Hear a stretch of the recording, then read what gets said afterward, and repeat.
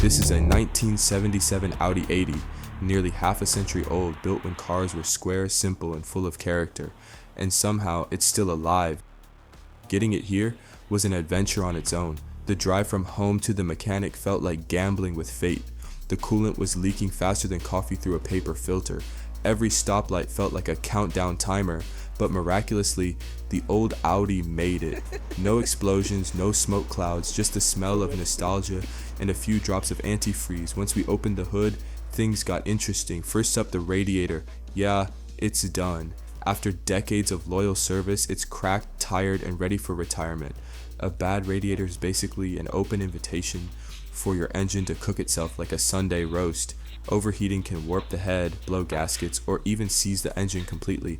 So, it's time for a new one.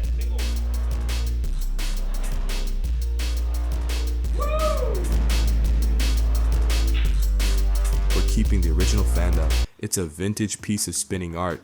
We'll just modify how it's attached to fit the new setup. Tight fit, clean look. We're also relocating the pressure valve to a brand new expansion tank, a little modern twist for stability. If the system pressure isn't right, you end up with boiling coolant, leaks, and a steaming mess under the hood. So this upgrade isn't just for show, it keeps the temperature drama free. Then came the big scare, the cambelt. Turns out it had skipped a few teeth on the cogwheel. That's like your engine playing musical chairs with the timing, and losing.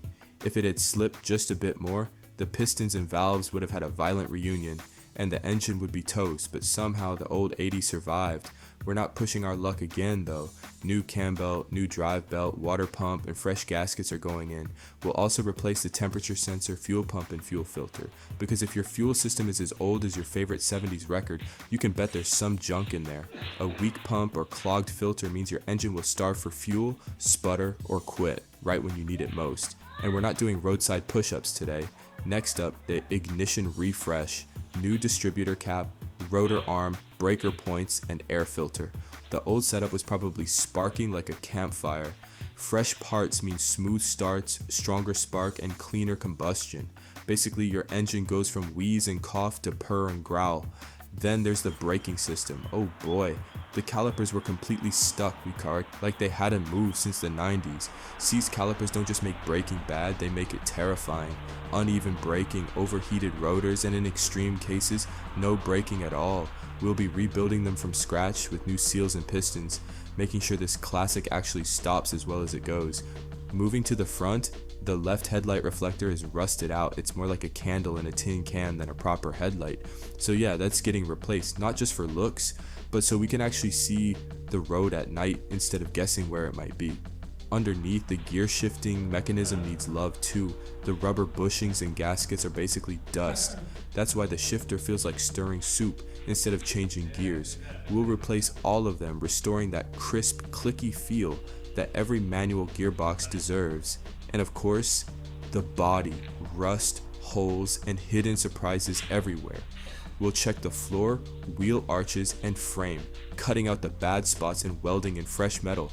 Ignoring rust is like ignoring a toothache. It only gets worse. Once that's handled, we can start prepping for paint, and that's when the real glow up begins. All in all, this is turning into a complete restoration, the mechanical, electrical, and cosmetic. The goal isn't just to make it run, we want it to feel alive again. Every repaired part is one more piece of history brought back to life. So yeah, radiator replacement, fan mod, new pressure tank, belts, pumps, sensors, filters, ignition, brakes, headlight, gear linkage, and rust control. Basically, everything short of a new VIN plate. But that's the fun of it. Working on an old car is like time travel with greasy hands, frustrating at times, but incredibly rewarding when it all comes together. This Audi 80 has already survived 4 decades, a coolant leak, and a timing belt scare. With a little care and a lot of elbow grease, it's going to survive a few more. Follow along as we tear it down, rebuild it, and eventually bring this classic back to life, because some cars aren't just machines, they're survivors.